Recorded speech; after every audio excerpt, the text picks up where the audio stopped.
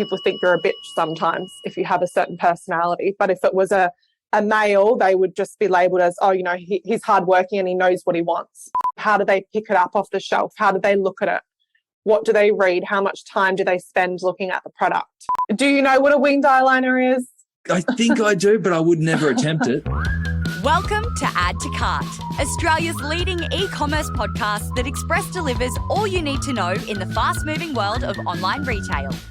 Every week, Nathan Bush from eSuite and an e-commerce industry expert will share the news, research and insights that you need to know to keep you at the top of your game. And of course, keep your customers adding to cart.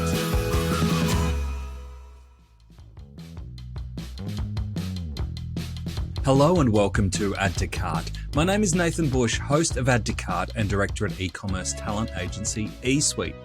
Where would we be without how-to videos?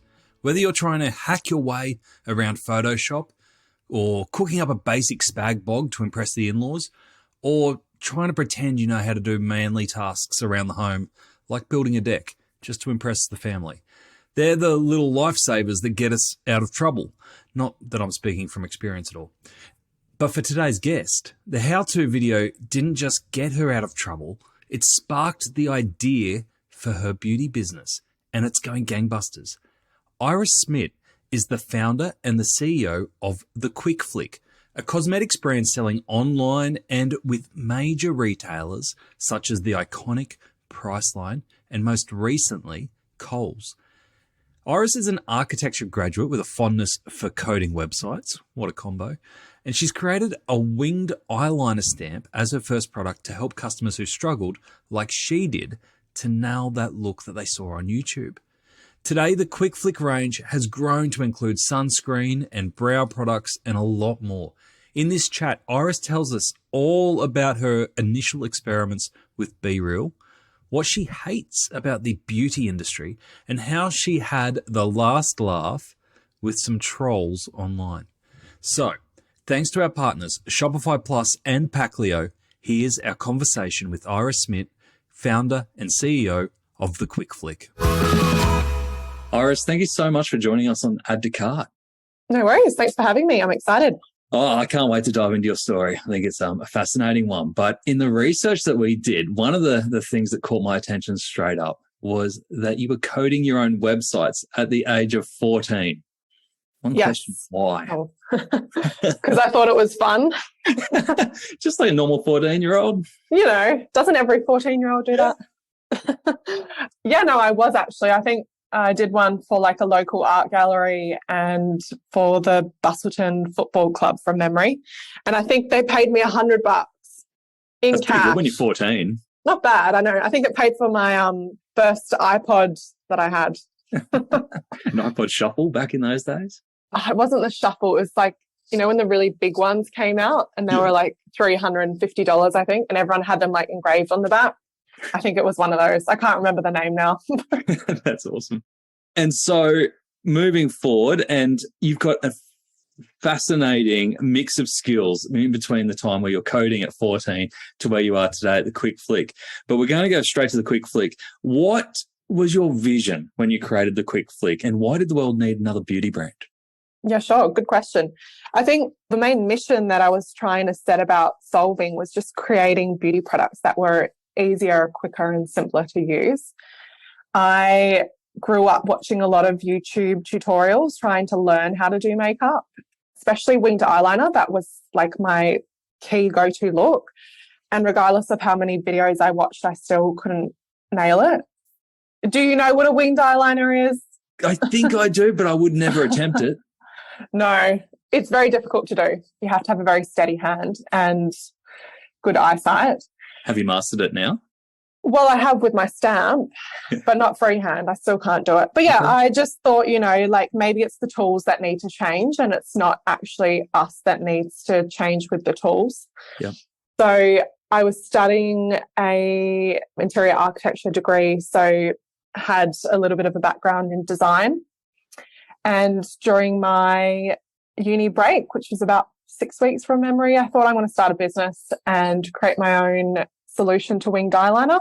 And the brand was really just born from there. Great. Where did you start? I actually started by doing some mock-ups on AutoCAD, which was the design program that I was using at the time.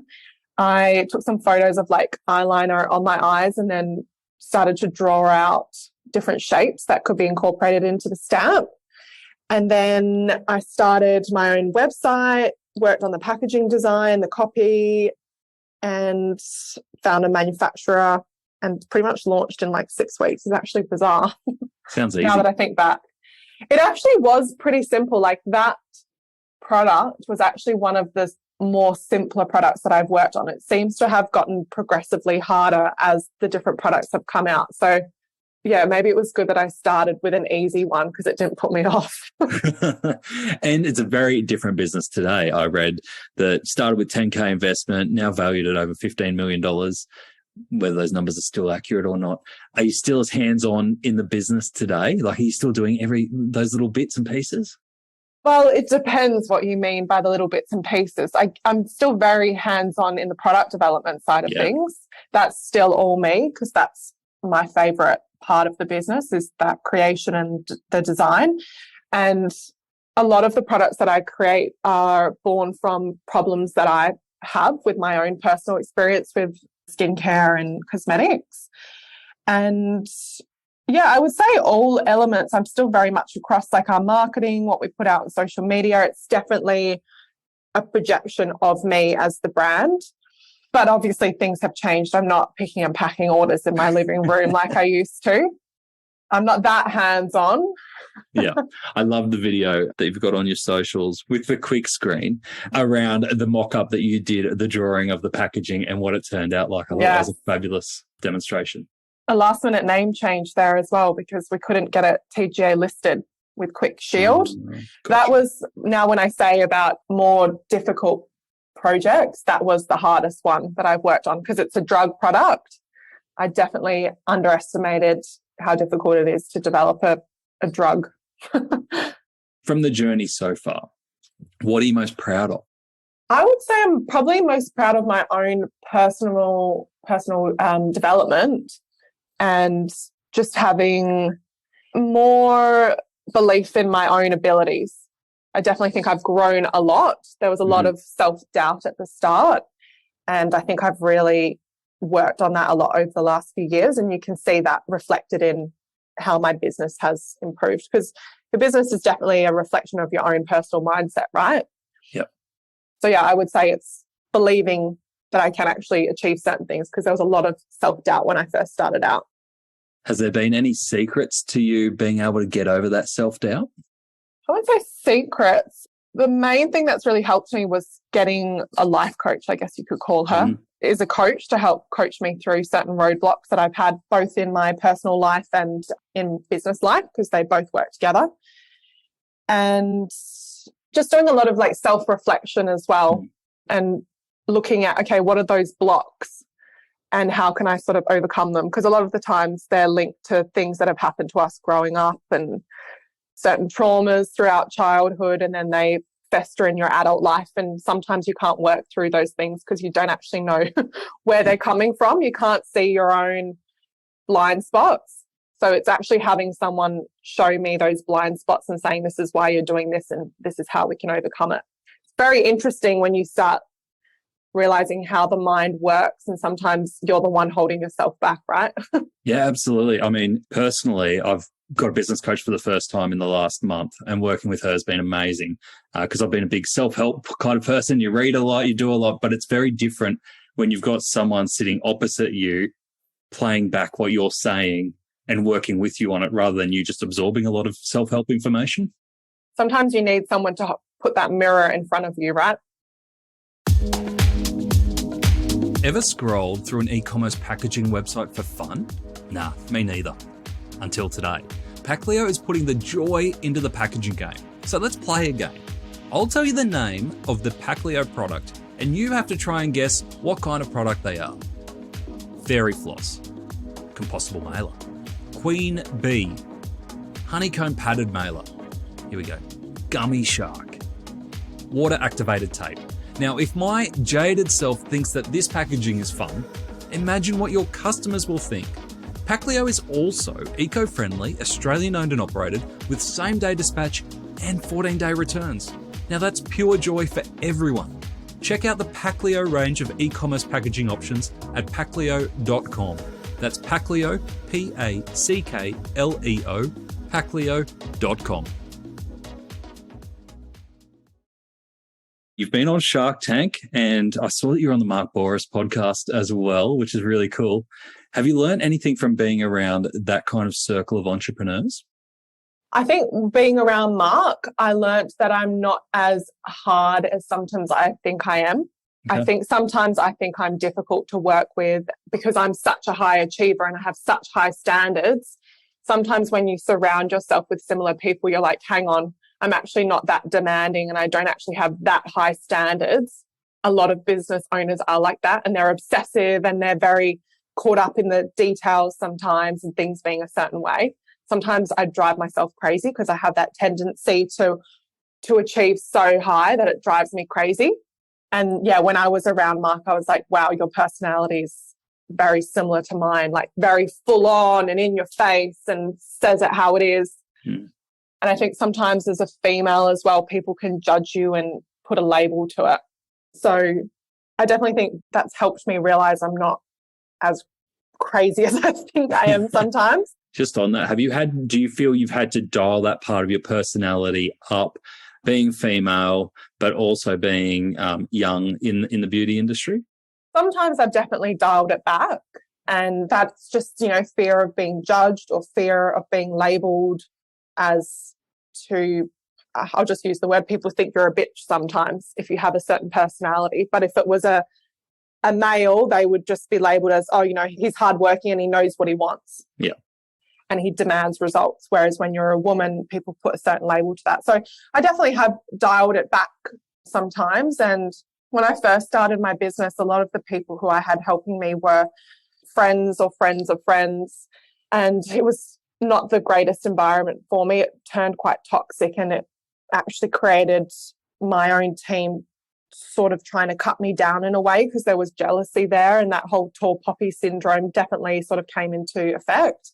So yeah, I think actually surrounding yourself with people who are like you just gives you a new reference point, and you're able to create your own boundaries and think, no, actually what I am expecting is very reasonable. Yeah. And it sort of removes that worry of, they're going to think I'm a certain way. And so you've got what looks to be a brilliant distribution strategy. I mean, some amazing retailers that are selling the quick flick, from Nordstrom to the iconic Priceline and Kohl's very recently. What's been your secret to getting these win-win deals with retailers? I think, the big thing that's driven retail success is definitely having a strong social media presence. And that's a big thing that retailers tend to look for is, what's your presence online? Do you have a big hype around it? Have you basically proven that your product can be successful? And are people going to be looking for it in store because they've seen it online? That's definitely a big one for us. And a lot of those retailers have just naturally reached out because the buyers have seen us online, seen us on TikTok, seen our reviews on our website as well, and just naturally think, okay, well, this brand would do quite well in our retailers. And I think it's also about filling that gap that they maybe don't have. And I think that's something that sort of sets our brand aside from the rest, is it is a brand that's built on solving problems that current beauty products don't solve. So it's different from what they've already got. And I think that's maybe where some brands fall short, is they try to be too similar to their competitors. So the retailers think, well, we've already got this range. We don't want to cannibalize that by bringing on something that's very similar or identical. So I think that's definitely played to our advantage. Yeah, absolutely. I love the video on the quick screen around justifying the price by saying it's actually doing 3 jobs, not 1. Absolutely, yeah. And that's what's different is traditionally beauty brands have said, okay, here's this product, and this product, and you need to buy all 3 to get a certain look or a certain result. when in actuality, it's quite easy to combine those formulas into one to do the one thing. But they don't want to do that because they want you to buy 3 products because it's better for their pocket. So that's really what we were trying to achieve with Quick Screen is combining multiple benefits into the one. And the main thing with those products as well is how can we create a product that encourages you to put your sunscreen on? Because that's the issue we identified is people skip that step and they're not wearing sunscreen every single day. They're only wearing it if they're going to the beach or going into the sun. And it's something that should be put on your face every day because regardless of if it's raining or the sun is shining, UV rays are still there. So that is why we made that video. It actually got really good hype when we said that. People were just mad about paying $40 for a sunscreen. But again, it's not just sunscreen. And your social does a great job of educating people on this. The one that stuck with me, because I'm very white, living in Queensland, and so always conscious of the sun. But the image of the 90-year-old lady who sunscreened her face every day but didn't do her neck and the differences. Yeah, I saw that picture and I was like, I have to make a video about this. Because again, people just assume it's something you put on when you go to the beach or if you're going outside. And that picture is just so good at demonstrating very clearly why it needs to be worn every day because, yeah, that picture is pretty shocking. It's very shocking. We'll put a link in the show notes if anyone wants to check it out. And you mentioned about creating hype with your retailers, and you definitely did that with your Coles launch recently. The fake comments. The fake comments. Can you tell us about what happened there and the impact that it actually had on the launch? Yeah, sure. So the initial launch video I filmed in my local Coles supermarket. And we went in so early on, like it had literally just launched. Whoever did it and set up that in the store, putting the products on the shelves, for whatever reason, didn't put the price tags on the shelf. Maybe they just hadn't received them yet. I'm not sure. But people love to look at the little details, and it started going viral because people were commenting saying, you've just put the product on the shelf yourself. It's not real. There's no price tags. It's clearly fake, la, la, la, la. And normally I would have just deleted them or, ignored them. But I thought, hang on, this is actually maybe an opportunity to create a different talking point and create a little bit of an alternative way to hype this up by creating hype around, is this launch fake or is it legit? And because of that, it caused people to go into their local Coles supermarket or, maybe just stop by the sunscreen aisle on their local grocery shop, which they may not have done, and check to see, is the product actually on the shelf? And a lot of the times when people went to check, they bought it because we could see it in the sales jumping up, the sales report we got from Coles. So, yeah, it definitely played to our advantage. And I kept making videos about it, and it kept making those people angry and saying it's fake. I just couldn't believe it. It even got picked up by Daily Mail. They wrote a story about it. And even then in the comments, people were saying it was still fake. Why do people care so much? Do you think it's linked to the tall poppy that you were talking about earlier? I think it is. I think it's people just unhappy with maybe where they're at in their life. So they want to bring people down. It's actually quite sad. I feel sorry when I see those types of comments. They don't actually anger me or make me upset anymore. I just think, I actually feel really sad for you that you feel the need to write those certain things. Like, where are you in your life to get to that point? Yeah. You know what I mean? Yeah. I feel people seek it out. And I saw something the other day, it was on Instagram, and it was a whole bunch of people getting outraged about a photo, and then just a whole bunch of people going, can someone explain this to me? I don't know what to get outraged about. It was like people seeking out things to get outraged Drama. about. Yeah. They're just looking for some excitement in their life. One of the things that you did address is that it's actually, the quick screen's cheaper in Coles than it is online. Yeah. How did that come about? And obviously that's a strategic decision. Can you share your mindset and what you went through to get to that point? Yeah, sure. So the recommended retail price is something that legally we are not allowed to dictate to a retailer. So we can give them a price recommendation, but they don't have to follow it. There's actually a law around that. It's illegal for us to say you must sell it for X price. So $40 is just the price that Coles decided to sell it at. Okay. And that's all part and parcel of being distributed so widely with a national retailer. One of the things that I love on your website is that you've got an ingredient glossary in the footer. So it's really prominent. It's in the main menu. It's in the footer. So everyone can kind of cross-check what's listed on the product pages. Is it used much by your customers? Yeah, it is. It's also good for SEO. Now we get it. We see why it's there. If people are searching for an ingredient and what it is. Yeah. But no, the main reason also for it was that consumers are just more and more interested about the ingredients that they're putting on their skin these days and wanting to know what it is, what's the purpose of it, is it necessary? So that's one of the reasons why we built that out, is just for education and transparency. Yeah, I thought it was really cool and learn a lot while you're there. Yeah, absolutely. So 2022, we're coming to the near of it. We've got to the end, near to the end of it. Jeez, as you can tell by the way I'm talking. I can't believe it. I know, I'm tongue-tied as well. Coming up to Black Friday, I know everyone's kind of got their Black Friday strategies in play already. How has it been? I know most direct-to-consumer retailers and retailers in general have struggled with new customer acquisition in 2022. It seems to be the thing that's been the sticking point for many. Has that been a problem for you? Have you had to change anything dramatically to bring new customers in to the brand? Yeah, so it is something that I'm hearing across the board, that customer acquisition is trickier these days. It's actually not something that we have struggled with, but I think that's because we have gone so hard with our social media and exploring those new channels like TikTok. Even YouTube Shorts as well is massive at the moment, and I feel a lot of brands aren't on there just yet. But also constantly bringing out new products so that you are attracting those newer customers that maybe weren't purchasing from you before because they want to purchase a sunscreen, for example.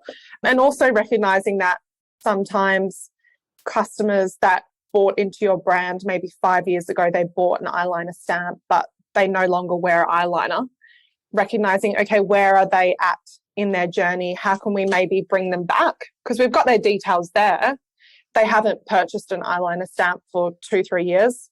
Why is that? Maybe, their look has changed. What products are they using now that we can maybe release to bring them back in? So I think a lot of people sometimes get so focused on new acquisition rather than nurturing their current customers, and how can we build out the line to give them what they want and what they're asking for. And that's always been a big thing for me, is what else are customers using? What are they wearing on their face? What's the current trends in makeup, to make sure that we're meeting those needs and they're not trading out of our brand into another brand.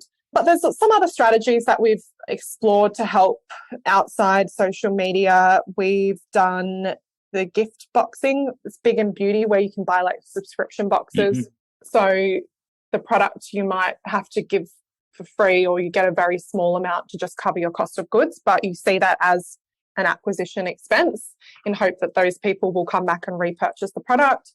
We've also done like in flyer cross promos with other brands, where we'll give them 10,000 flyers to put into their orders and vice versa, and offer their customers a discount for their first purchase. That's done quite well for us. That's so smart, and I'm surprised that more retailers don't do that. Well, I've noticed a few more doing it. I saw like Adore Beauty was doing it recently with fitness brand. Mm-hmm. That's worked quite well for us, and it's hard for the customer to avoid. They're opening an order and the flyer's there. It's not like sending an email or an ad where they can just scroll like it's there physically. Yeah.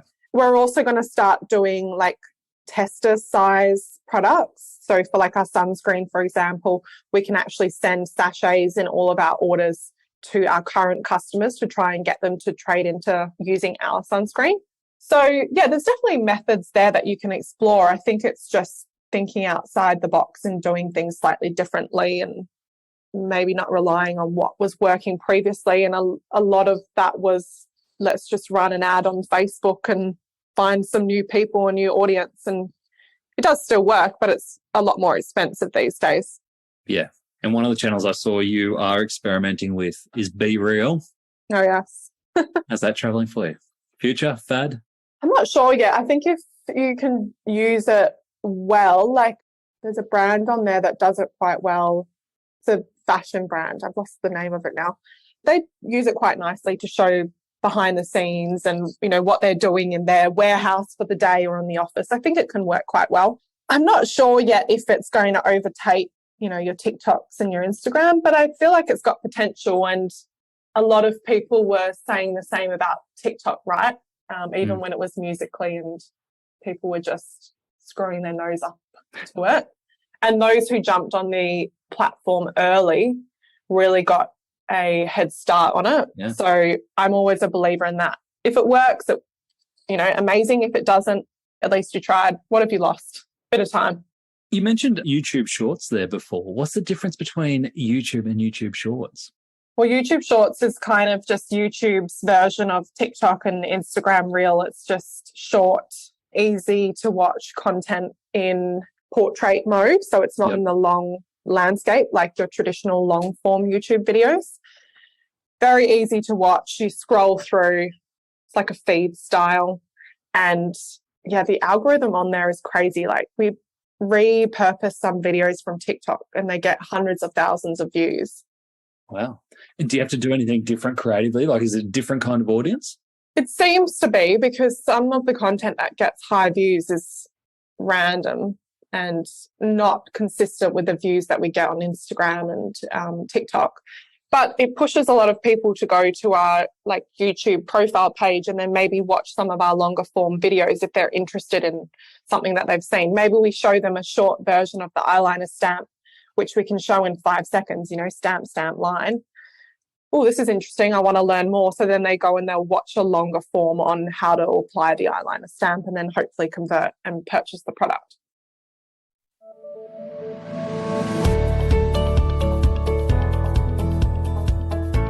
Fashion retailer Inku has been introducing customers to new international brands for nearly 20 years. With 10 retail stores, e-commerce has been a support player, but in the last year, it got really serious. They've upgraded from a custom site to Shopify and now Shopify Plus. Inku sales have grown nearly 300% year on year. Shopify Plus features such as Launchpad for automation, Flow to manage nearly 2,000 SKUs, scripts for customization, and Shopify Plus's merchant growth model have all had a compounding effect. Not only are sales up 300% year on year, conversion rates are up 80%, average session engagement up 91%, and bounce rate down 40%. Inku? More like in whoa. To read more of Inku's story and see other case studies, visit the customer sections on shopify.com.au/plus. Now, I think you are our first Perth-based guest. You mentioned Perth and some of the difficulties of running an e-commerce business in Perth. What is the e-commerce scene like? So e-com space here is small. There are other people here who run e-com businesses, but it's definitely not as dense as, some other cities. When I go to Sydney, I meet up with a lot of people over there who are running their business. Where do you go for your inspiration to stay motivated and ahead of the game? Online, to be honest. I know that sounds a bit sad, but I find a lot of my inspiration online and just watching what, other people are doing, what looks they're creating.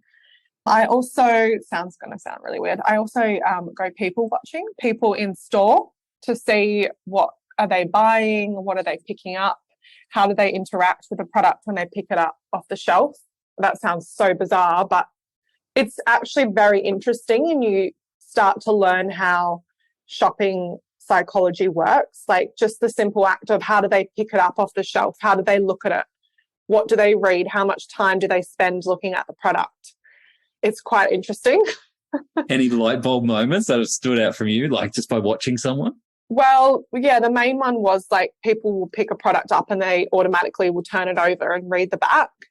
So you want your key information on the back of the product. And people love to open things in store, Awesome. Especially if there's no testers. Yeah. So if you can create your packaging to have an image of what's inside the box, you're less likely to have the product tampered with in store. And that's good for your return percentage, because every time a product is tampered with, it's no longer sellable and is returned, and you have to fund that normally as a brand. So that's one of the main reasons why, with the sunscreen, I didn't box it up, is because I wanted people to see the packaging on the shelf and not open it. And also the packaging's quite strong on shelf as it is. And people love testers. They love to test and play with things. And unfortunately, that was removed with COVID. A lot of our testers were removed. So, for example, instead of being able to now try the different sizes of the eyeliner stamp in store, we changed the back of our packaging to very clearly show a picture of an eye before and after, so that they could literally, like I've actually seen someone holding 3 of the stamps in their hands and they're looking at the different sizes on the back to see which size would best suit their eye type. So it's like such minor things, right? But it could be the difference of whether or not that person picks that product up and puts it in their cart and purchases it. Has anyone ever recognized you just lurking behind? No, but I have gone into a few Priceline stores and, well, I have actually seen people buying my product, which is really cool. And a few times I've had people who work at Priceline be like, oh, isn't that you? Like, because our first stand actually had me on the tray and they were like, isn't that you? Aren't you the founder of that brand? I'm like, yeah. But yeah, it has happened before. That's awesome. And now a Quick Flick is 5 years old? Yes. 2017 is when I started.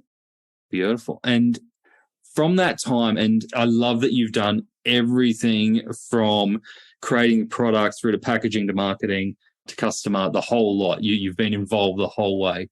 From what you've experienced and learnt so far with the Quick Flick, what is something that you would change about the beauty industry? Something that I would change and am trying to actively change, there's a few things. The first one is around digital manipulation of models used across campaigns and imagery and videos. I actually made a video about this on TikTok where I spoke about how heavily regulated products are when it comes to labeling, ingredients, batch numbers, especially with a drug product. I mean, you have to have certain warnings. Your text size has to be a certain size so that people can read it. It's very, very strict. And I think rightfully so, especially for a drug product, because, you know, sunscreens are essentially helping in the prevention of skin cancer. So it needs to be used correctly. Something that I've always thought is a little bit of a contradiction is that products are heavily regulated, but then when it comes to the images and the videos that are used to sell said product, there's zero regulation around what brands can do to that model's skin, to their face, to their body. They can retouch, they can change the way that the product looks on the skin and essentially sell you a false image of how that product's going to behave. And I think that's quite damaging to people's mental health to a certain degree. You know, when you've got models with perfect skin and zero blemishes and no acne, no pimples, it really does create these insecurities in consumers. And a lot of that is led from this false advertising, which, yeah, it's just a double standard when you compare that to the regulations and how heavily you can be fined by the TGA, for example, if you falsely advertise your product, but you can falsely advertise it to a certain degree with the images and videos that you use. So I'm very big on trying to get that changed. And I think just speaking about it just makes people more aware. It's great that there's some countries like France, for example, now you have to legally disclose if an image or a video has been digitally edited, which I think is great. And I think that should be the norm everywhere. And then the other thing is just around, I think there's still a bit of a muddy area when it comes to vegan versus cruelty-free. And a lot of people think that cruelty-free means that a product doesn't contain animal ingredients, and that's not the case. Cruelty-free just means that a product hasn't been tested on animals, but that product could contain ingredients that have been sourced in cruel ways. So is it really cruelty-free, you know? And a lot of brands get away with it. They try to sort of like wish-wash their marketing and say, you know, cruelty-free, it's ethical, blah, blah, blah, but they're using sheep's fat in their formulas. And I just think, you know, it's not very cruelty-free. So I think just there needs to be better regulations around marketing vegan versus cruelty-free. So yeah, those two things I'm quite strong on and I think needs to change. I think it is changing and I've definitely seen a big change, especially in the representation of real skin and different body shapes and sizes. It's definitely changed a lot over the last few years, which is great to see. But I still think there's a long way to go. Yeah. It sounds like both those issues too. And I love the way you've put the regulatory issues around, look, it's really strict over here, but you can do whatever you like over here. I'd never thought about it that way before. And it's beautifully put. But both of those issues are about transparency, right? 100%. Yeah. And I think consumers can be the change for that. It's just about keeping brands accountable. Ask the brand on a post that they put up, has this been edited? Has the skin been airbrushed? Is your moisturizer really going to make my skin look like that? And if it's been edited, and another thing also, they'll photograph a model with a full face of makeup on and she's putting moisturizer over her makeup. Makes no sense. So I think actually asking those questions and, almost kind of like holding the brands accountable for their own marketing and the images that they're showing us, I think that's what's really going to cause the change. Yeah, love it. Now, I can't let you leave without asking you, obviously not going to impact me so much, but I know there will be people out there very interested. What are your top 3 beauty go-to products? Like, what can you not do without? Well, I'm obviously biased, right? You're asking someone who has a beauty brand. It was a nice lobbed up question for you. Yeah, definitely. Well, hey, here's number 1 tip, and maybe it would be number 1, number 2, and number 3. Sunscreen, sunscreen, sunscreen. That's what I will say. And that impacts everybody. Yes, true. You as well. I think wearing sunscreen every day and reapplying it every 2 hours, getting into that habit. People think, okay, I can just put sunscreen on at 7 a.m. in the morning and I'm going to be right for the rest of the day. It doesn't work like that. You need to reapply consistently, which is why I keep holding this product. We have our sunscreen spray, so there's literally no excuse. You don't even need to get the sunscreen on your hands. So definitely cannot live without my 2 sunscreen products. I have like a backup with me everywhere I go. I'm that annoying friend that like on our coastal walk will be like, do you have sunscreen? Because if not, I've got it. And another one of my favorite products, I'm wearing it now, is our brow lamination gel. This has actually been one of our best-selling products. We launched it the start of this year and it has gone absolutely gangbusters everywhere, in store, online. It was our first brow product, like first brow category exploration for us. So I think that's another like product I can't live without. Will be like, regardless of where I'm going, I'll always have sunscreen on and I'll always have my brows done. Cool. It must, and both of those products are relatively new, so it must just have this awesome feeling of you creating products that you yourself use every day. Oh, definitely, yeah. I think that's the thing with my brand is that I actually do genuinely use it, and I've tested the products myself. I've tested it over multiple months to really weed out things that I don't like, whereas I think other brands are just like releasing things just cause, and they're not actually using things themselves or making those little 1% tweaks. And I'll keep changing things. It's not just one and done. Like with our brow product, for example, we noticed after our first run that if people had oil on their hands, so say you did your skincare and you'd applied like a facial oil and then you went and picked this product up and transferred some of that oil onto the product, the text would slowly start to come off. I hadn't picked up on that because I don't personally use oil on my face. But the minute I caught whiff that people were giving me this feedback, straight away messaging our supplier, what can we do to like fix this? Let's put another coat on. So it's constantly like making those little tweaks and not just saying, yep, launch this product, one and done. And I think that's what a lot of brands don't do, is they don't continue to innovate. And that's why the product sort of like falls away with the times. Or they might be made to cycle. They deliberately make them so they fall out of cycle. Yeah, that is also true. And that's something that I'm not big on doing. I don't want to just create products for a trend, like it comes and goes. It's very much about those A-star playing products that are done maybe only a few times a year. Like I only launch 2 to 3 products a year. But because of that, I can spend more time on them and really tune in to get them as close to 100% as possible. And I can bet, based on our earlier conversation, I feel that your 100% would continually move, right? Oh yeah, it's never done. That's my motto. Is like nothing is actually ever finished. Awesome. All right. So speaking of never finished, what is next on the radar? What are the big things that you've got lined up for yourself in the quick flick? So we've got some new products coming out, which is very exciting.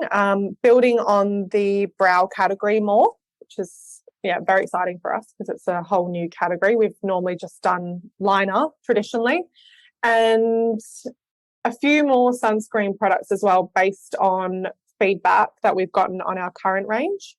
So I think that will be key focuses for us, and hopefully also building out that range into Coles next year as well. I'd say those three things. It's pretty big. I love it. Mm-hmm. All right. So if people have listened to this and want to get in touch, maybe get their hands on some quick screen, what's the best way to check it all out?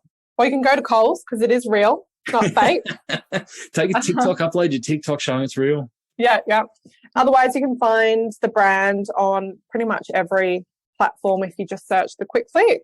Or myself, you can search Iris Jade on Instagram or Iris Jade Smit on TikTok. Beautiful. Iris, thank you so much for sharing your story so far and giving some insight into the quick flick and the beauty industry. No worries. Thanks for having me.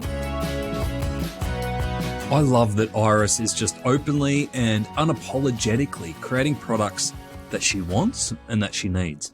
I reckon that'd get me into a bit of trouble. But she knows that she can find the market when she does exactly what she knows is right. And there were some really clever tactics in that chat, I hope you caught them, that you can take away. Here are my 3 favorites. Number 1, YouTube Shorts. And no, not advice for what to wear in the next office video. It's the new YouTube format, available via the app. They're TikTok-style videos shot in portrait and at a maximum of 60 seconds. Iris shared that the Quick Flick are getting incredible results by being an early adopter of the format. It's a theme that's coming through a lot lately with rising acquisition costs. Getting in early on these platforms leads to getting the dollars. Number 2, glowing glossaries. What I saw as a really nice transparency and education play with a lovely beauty ingredients glossary in the footer and in the menus of the website was actually a huge SEO win. The Quick Flick have the ingredient glossary of all the beauty terms we hear about, but actually don't know what they mean. From canola oil to cruelty-free to candelilla wax. Don't know if I even said that right. It's all there in black and white for you and for Google to find. Number 3, from fake to fame. I just love the story of Iris being accused of faking her Coles launch. I mean, people have got a lot of time on their hands, right?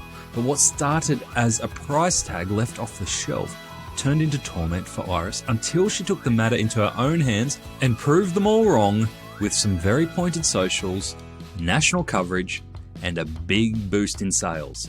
Iris definitely didn't mope around letting the trolls get her down. She used it to boost her business. To get the highlights of today's episode, head on over to addtocart.com.au and sign up for our free newsletter. Each Tuesday, we will send Monday's episode summary, links, and discount codes for you to go next level on. And if you're looking to explore your next e-commerce opportunity, come and visit us at eSuite. We're a dedicated e-commerce talent agency, connecting the best e-commerce talent with the fastest growing brands in Australia. Head on over to eSuitetalent.com.au where you can download the free e-commerce salary guide and sign up to our weekly e-commerce job emails. Thanks for listening, and until next time, keep those customers adding to cart.